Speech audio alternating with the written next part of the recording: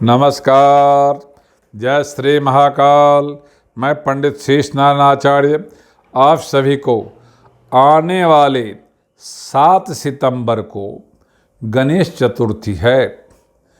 गणेश उत्सव मनाने के लिए गणेश चतुर्थी की शुरुआत में ही शुरू की जाती है। गणेश चतुर्थी वाले दिन ही गणपति की आराधना और सम्मान स्थापित करने का प्रमुख फल देखने को मिलता है। जो भादव के महीने में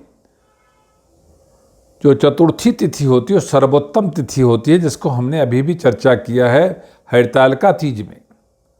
तो गणेश चतुर्थी वाले दिन आप गणेश जी की लाकर के स्थापना कर सकते हैं, क्योंकि आप उसमें 7 दिन, 3 दिन, 5 दिन और 10 दिन की पूजा विधान का चर्चा शास्त्र में आया हुआ है और 1 दिन का भी आया हुआ है।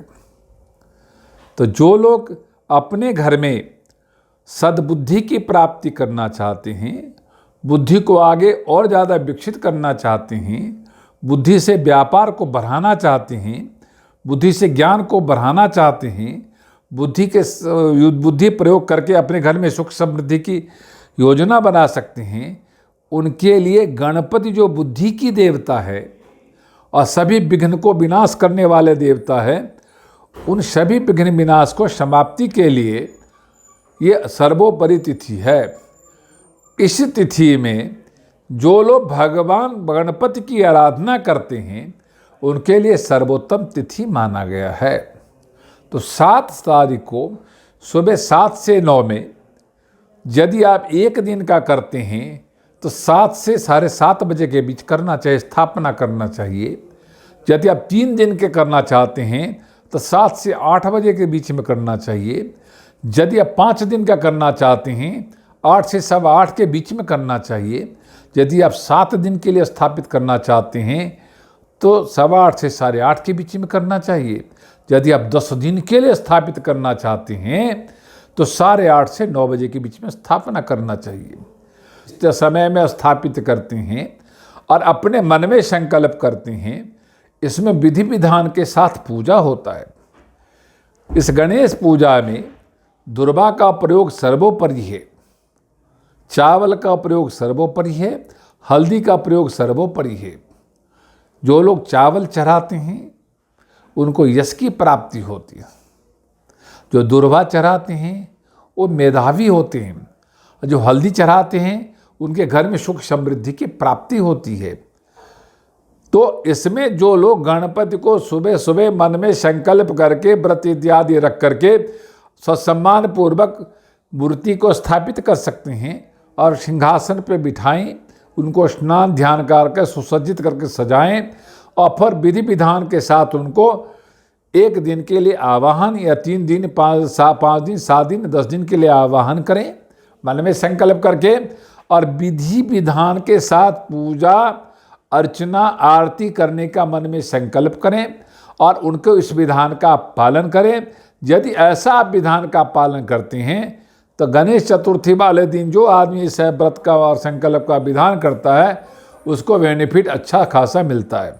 तो जो लोग गणेश वाले चतुर्थी वाले दिन व्रत के साथ करते हैं उसमें अनेक प्रकार मोदक का भोग लगाते हैं, लड्डू का भोग लगाते हैं और किसी प्रकार का सफ़ेद मिठाई का भोग लगाते हैं, तो भगवान बहुत प्रसन्न होते हैं। उनको मोदक सर्वोपरि प्रिय है। इसमें गंग गणपते नमः मंत्र का जाप करना चाहिए। इसमें गणेश अथर्व शीर्ष का पाठ करना चाहिए। इसमें गणपति सूक्त का पाठ करना चाहिए, जिससे आपका जो ये व्रत संकल्प है, जो ये मूर्ति का स्थापना करने के बहुत बड़ा यज्ञ है, उसमें आप जो कल्पना कर रहे हैं उसका फल आपको प्राप्त हो। इसलिए गणपति देवता बुद्धि के साथ सभी विघ्न को नाश करते हैं, असुख समृद्धि को देते हैं। आपके घर में यदि आपको रिद्धि चाहिए, आपके घर में सिद्धि चाहिए, आपके घर में वृद्धि चाहिए, हर एक लक्ष्य बुद्धि रूपी लक्ष्मी पे चाहिए वृद्धि, या धन स्थिर लक्ष्मी, व्यापार लक्ष्मी, संतान लक्ष्मी, गृह लक्ष्मी, ये सभी प्रकार के लक्ष्मी में यदि आपको दुगुनी बढ़ोतरी चाहिए तो गणपति की आराधना आपके लिए जरूरी है। जो लोग गणपति की आराधना करते हैं, दिन में आराधना करने चतुर्थी वाले दिन रात्रि के समय में चंद्र दर्शन की पूजा करते हुए आप नाना प्रकार के जो फल है और मिष्ठान्न है और साथ में दही दूध का जो बना हुआ सामान है, सभी यदि यहाँ वहाँ पे जा कर के गणपति के साथ चंद्रमा को जोड़ते हुए रिद्धि सिद्धि की प्राप्ति के लिए यदि आप पूजा विधान करते हैं तो उसको भी सर्वोपरि फल माना जाता है। उसके घर में भी पूरे साल अन्न धन बुद्धि और की वृद्धि होती है और लगातार बढ़ोतरी होती रहती है। जो लोग गणेश की पूजा करना चाहते हैं, जो मन से भी कर सकते हैं, बुद्धि से भी कर सकते हैं, संकल्प करके भी कर सकते हैं, व्रत करके भी कर सकते हैं, भजन गा के कर सकते हैं, स्तोत्र पाठ करके कर सकते हैं, मंत्र जाप करके कर सकते हैं, नाना प्रकार से आप कर सकते हैं।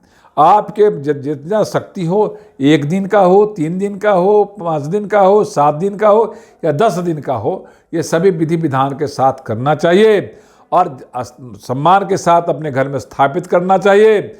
और जब संकल्प आपका समाप्त होता है, जो 1 दिन का रखा है, तो सामान्य पूर्वक उनको विदाई भी करना चाहिए। यदि आप ऐसा विधान करते हैं तो आप घर में सुख समृद्धि होती है। अब पूरे साल आपके घर में कोई विघ्न प्रवेश नहीं करता, सुख समृद्धि की प्राप्ति होती है।